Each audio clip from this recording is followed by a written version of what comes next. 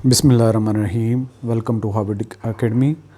आज का हमारा सेशन इंट्रोडक्शन टू बिज़नेस के हवाले से मोटिवेशन के थ्योरीज़ के बारे में होगा और लास्ट लेक्चर की ये कंटिन्यूएशन है और ये कोर्स एप्लीकेबल है lecturer business administration, lecturer commerce और इनके स्क्रीनिंग टेस्ट के हवाले के साथ साथ बाकी जो आपका इंटरव्यू का कोर्स है उसमें भी इसकी एप्लीकेशन होती है।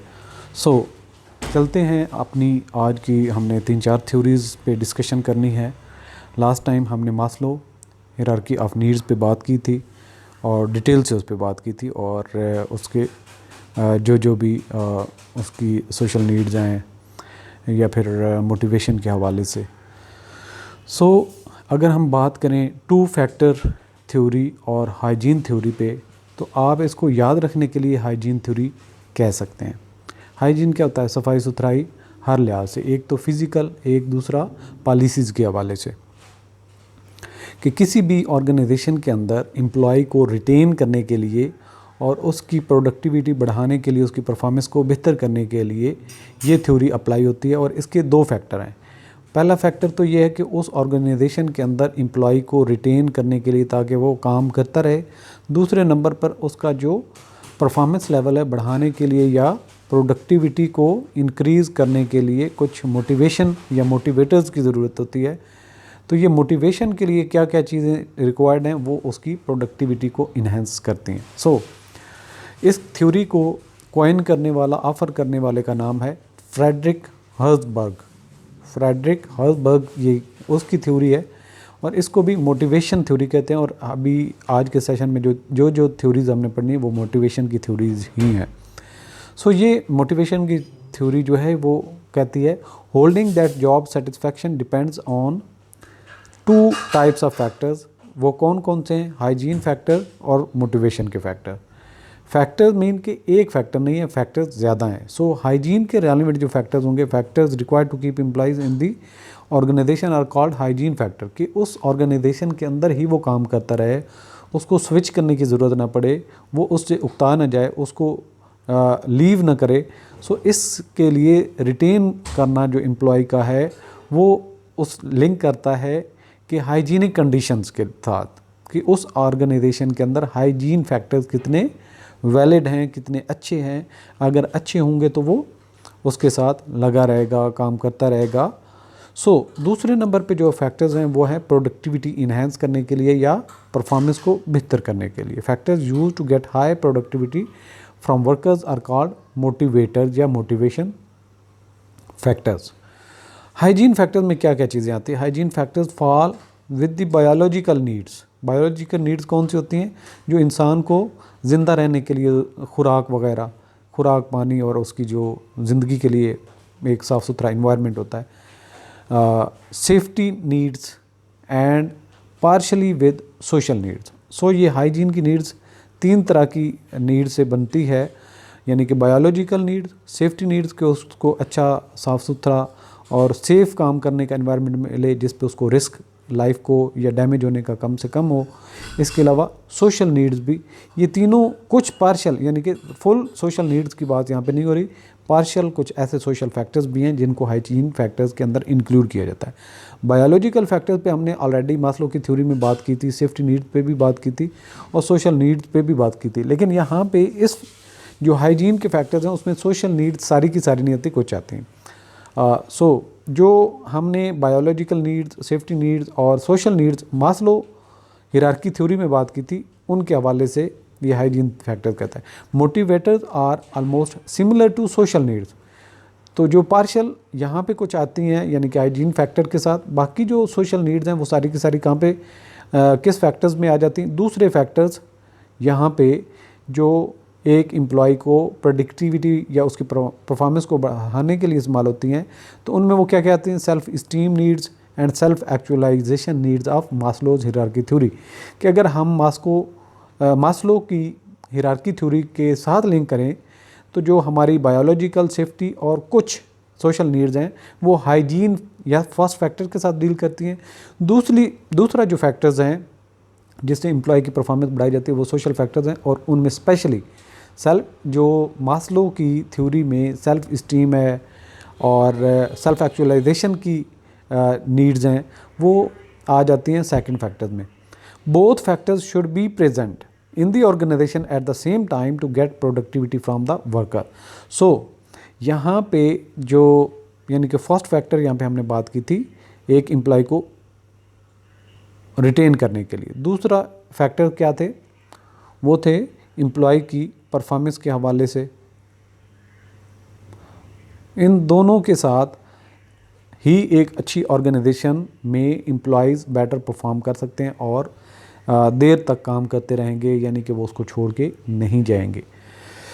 This theory suggest that managers should follow two step approach to enhancing motivation. First, ensure that hygiene factor यानी कि वर्किंग कंडीशंस और उस ऑर्गेनाइजेशन के अंदर पॉलिसीज़ मौजूद हों, ये मैनेजमेंट ने इंश्योर करना है।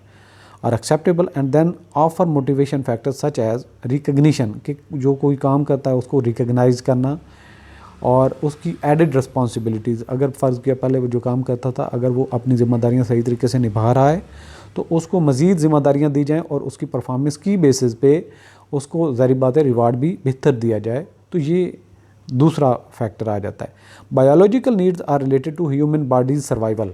ये ऑलरेडी भी हम मास्लो की थ्योरी में बात कर चुके हैं कि जो बायोलॉजिकल नीड्स हैं वो इंसान की ज़िंदगी को रखने के लिए या उसको ज़िंदा रहने के लिए, जैसा कि फूड है, ड्रिंक है, एयर है और नींद है, स्लीप, ये चीज़ें हैं जो उसकी बायोलॉजिकल नीड के साथ लिंक्ड है। अब अगली एक थ्योरी आ जाती है जो टू फैक्टर थ्योरी से अब हम आगे चलते हैं, वो है एक्सपेक्टेंसी थ्योरी।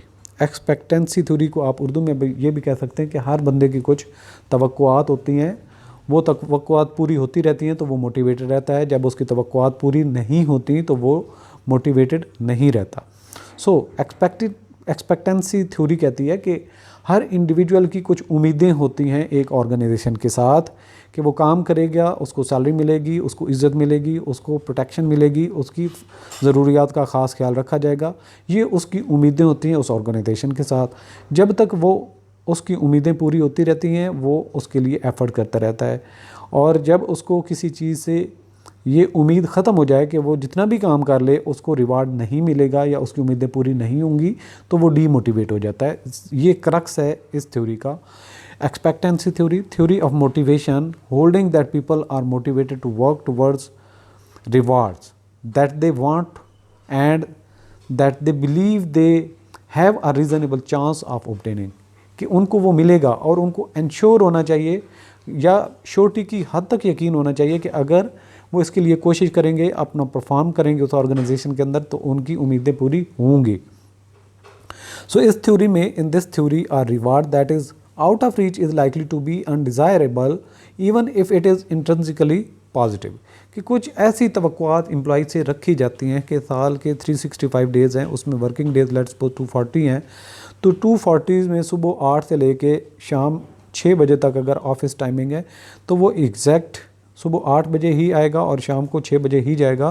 तो ये अगर किसी एम्प्लॉय से तवक्को रख ली जाए तो ऐसा तो पॉसिबल नहीं है। कभी किसी की तबीयत ठीक नहीं होती, उसको ज़रूरियात होती हैं, वो लीव पे चला जाता है, तो ऐसी तवक्कुआत अगर रख दी जाएँ एम्प्लॉय की परफॉर्मेंस के साथ कि वो ये काम करेगा तो उसको कोई रिवार्ड मिलेगा, तो ये एक अनडिज़ायरेबल हो जाता है कि एम्प्लॉय के अंदर इस चीज़ को करने की एक हिम्मत ही नहीं रहती, वो गुंजाइश ही नहीं होती। अगर लेट्स सपोज 240 डेज़ हैं तो 200 डेज़ तक अगर आप ये रख लें कि एक एम्प्लॉय 8 बजे आता है, 6 बजे जाता है, तो उसको कोई रिवार्ड दिया जाएगा सालाना बेसिस पे, तो वो इसके लिए तो कोशिश कर सकता है। लेकिन 100/100 डेज़ वर्किंग डेज़ के साथ किसी को अटैच करेंगे तो उसके अंदर ये मोटिवेशन नहीं रहेगी। People in the organization are motivated with expectation about reward, तो उनकी उम्मीदें क्या होती है कि उनको रिवार्ड मिलेगा, उनको सिला मिलेगा जो वो काम करते हैं, सैलरी की शक्ल में और मेडल्स की शक्ल में और जो प्रमोशन की शक्ल में, किसी तरह से भी उनको ये चीज़ें मिलेंगी। Assurance of getting reward by doing particular task,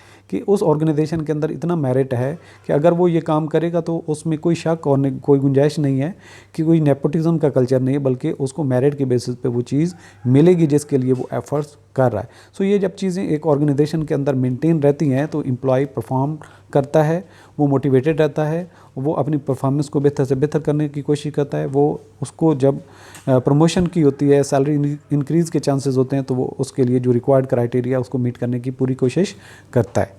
अगली आ जाती है इक्विटी थ्योरी। इक्विटी का मतलब आप ये समझ लें कि इक्विटी का मतलब है यहाँ पे मुसावात। सही है, मुसावात का मतलब होता है बराबरी, कि बराबर रखना। अगर लेट्स सपोज ए, बी और सी 3 एम्प्लॉइज़ हैं और तीनों काम कर रहे हैं, तीनों ने ज़बरदस्त किस्म का, आप ये कह सकते हैं 100 यूनिट्स पर डे उन्होंने आउटपुट दिया, इसने भी और इसने भी। अब यहाँ पे अगर फ़र्ज़ किया जो एक मैनेजर है जिसको हम मिस्टर एक्स कह लेते हैं, वो कज़न है मिस्टर सी का, और सी को रिवार्ड मिल जाता है 1000 की बजाय मिलना था 2000 मिल गया, दूसरों को 1500 मिल गया। सही है, उनको भी फेवर की गई लेकिन इसको कुछ ज़्यादा फेवर की गई। तो यहाँ पे एम्प्लॉई जो है तो वो कहता है कि मैंने ठीक है 100 यूनिट्स, नॉर्मल 60 यूनिट्स थे, मैंने 100 किए, मुझे 1500 तो मिला, दूसरों को 1000 मिला, तो मुझे 1500 तो मिला है 100 यूनिट्स की वजह से। लेकिन वही बंदा जो मिस्टर सी है उसने 100 यूनिट्स प्रोड्यूस किए और उसको 2000 मिला है, तो वो फिर डिमोटिवेट हो जाता है कि इस ऑर्गेनाइजेशन के अंदर तो बराबरी है ही नहीं, कि किसी को फेवर दी जाती है, दूसरों को फेवर नहीं दी जाती, बराबरी नहीं है। तो ये कहते हैं कि इक्विटी थ्योरी, जब बराबरी होगी तो एम्प्लॉइज मोटिवेटेड रहते हैं। जब बराबरी का वो समझते हैं कि हमें बराबर ट्रीट नहीं किया जा रहा दूसरे एम्प्लॉइज़ के साथ, तो फिर वो डीमोटिवेट हो जाते हैं। Theory of motivation holding that employ evaluate their treatment by employers related to the treatment of others, कि एम्प्लॉयर उनको कैसे सलूक करता है, उनको कैसे डील करता है, साथ में वो ये चीज़ कंपेयर करते हैं दूसरे एम्प्लॉयज़ के साथ भी, क्या जो मेरे साथ हो रहा है दूसरों के साथ भी ऐसा ही हो रहा है। तो जब ये कंपैरेटिव में जाते हैं तो इसको कहते हैं equity theory. People derive a ratio of contribution to return from analyzing what they contribute to their jobs, यानी कि वो उस ऑर्गेनाइजेशन के अंदर एफर्ट्स क्या दे रहे हैं, वो अपनी तरफ से जो कोशिश एम्प्लॉय कर रहा है उसको कहते हैं आउटपुट, और जो उसको रिवार्ड की शक्ल में मिलता है उसको कहते हैं आउटपुट। वो कहता है कि जितनी मैं मेहनत कर रहा हूँ, जितना मैं इनपुट दे रहा हूँ, मुझे आउटपुट मिलना चाहिए। अब इसके साथ साथ में वो कंपैरिजन दूसरों के साथ भी करता है। So they then compare their own ratios with those of other employees, अपनी रेशो को एम्प्लॉय दूसरे जो हैं उनकी रेशो के साथ कंपेयर भी करता है। The ratio do not have to be the same only fair, यानी कि वो अगर बराबर रहेगा तो वो फेयर है, और अगर नहीं रहता तो वो फेयर नहीं है। The ratio do not have to be the same, यानी कि हम रेशो ये बराबर नहीं आती, लेकिन अगर इंसाफ रखा जाए तो वो रेशो बराबर समझता है कि हाँ ये बिल्कुल ठीक है। तो equivalence in inputs and outputs के हवाले से एम्प्लॉय जो एक ऑर्गेनाइजेशन के लिए कोशिश कर सकता है या उसको दे सकता है, उसको हम क्या कहते हैं, इनपुट। तो एम्प्लॉय इनपुट की शक्ल में उसकी क्या चीज़ें होती हैं जिससे हम समझते हैं कि ये मेरी तरफ से इनपुट है इस ऑर्गेनाइजेशन को। वो लेवल ऑफ एजुकेशन हो सकता है, एक बंदा बैचलर किया हो, एक बंदे ने मास्टर किया हो, एक बंदे ने पीएचडी की हो। सो इनकी एजुकेशन लेवल डिफरेंट है। अब स्किल के हवाले से एक बंदे के पास उसने जी ट्रेनिंग वगैरह भी की हुई है, उसका एक्सपीरियंस भी है, तो ये भी उसका जो है वो स्किल्स हो जाएंगे। एक्सपीरियंस है, उसकी रेपुटेशन है, हार्ड वर्क कितना वो टाइम देता है, कनेक्शंस उसके क्या हैं, वो ऑर्गेनाइजेशन के लिए कितने कस्टमर लाता है, उसकी कुल गुड रेपुटेशन क्या है, वो ऑर्गेनाइजेशन को इनडायरेक्ट वे में भी फ़ायदा देता है। तो ये सारी की सारी जो उसकी काविशें होती हैं ये इनपुट होती हैं। अब उसकी आउटपुट वो एक्सपेक्ट जो करता है वो क्या होता है, output of employees in an organization are salaries designations, कि उसको सैलरी कितनी मिल रही है, उसकी डेजिग्नेशन क्या है, उसकी प्रमोशन टाइम पे हो रही है, उसको मज़ीद बेनिफिट मेडिकल वगैरह के एजुकेशन के हो रहे हैं। सोशल स्टेटस के हवाले से बात करें तो उस ऑर्गेनाइजेशन में काम करने की वजह से क्या उसको प्रोटेक्शन मिलती है, रिस्पेक्ट है। बाकी उसको लाइफ में आगे बढ़ने के लिए या अपने आप को बेटर परफॉर्मेंस के लिए अपॉर्चुनिटीज़ मिलती हैं। ये सारी की सारी वो जो ऑर्गेनाइजेशन से एक एम्प्लॉय एक्सपेक्ट कर रहा होता है, तो ये सारी चीज़ें होती हैं, इसको वो एज आउटपुट कंसीडर करता है। Individual will also compare his input output with other individual input output के उसकी इनपुट क्या है। दूसरा एम्प्लॉय मिस्टर जो है, अब ABC 3 एम्प्लॉई हैं। अब तीनों का education level, experience level, skill level different है। अब C सबसे हम ये कह लेते हैं कि लो लेवल पे है, एजुकेशन, एक्सपीरियंस और, लेकिन जब सैलरी की बात आती है तो उसको भी 20,000 वीकली मिलते हैं या एनुअल मिलते हैं या मंथली, जो भी आप अज्यूम करते हैं, तो दूसरों को भी 20,000 मिलते हैं। तो ये एक किस्म की इक्विटी तो है, लेकिन यहाँ पे इंसाफ नहीं है कि इनकी एजुकेशन लेवल, एक्सपीरियंस और डेडिकेशन ज़्यादा है, इसकी कम है, लेकिन इसकी नेपोटिज्म की वजह से इसको जो है वो ज़्यादा फेवर किया जा रहा है।